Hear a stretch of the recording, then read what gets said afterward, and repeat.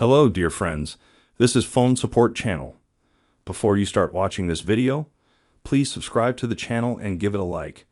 And also write your feedback in the comments if this video helps you, or if you have any questions. Thank you. In this video, I want to show and tell you how to send a sticker through your messages in a couple seconds.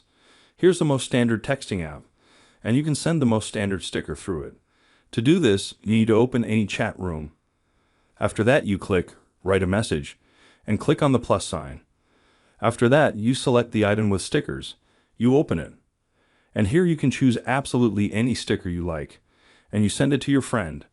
As you can see, this is a very simple and quick way. Done. Nothing complicated. If you like this video, put likes and subscribe to the channel, and also watch other useful videos on the channel.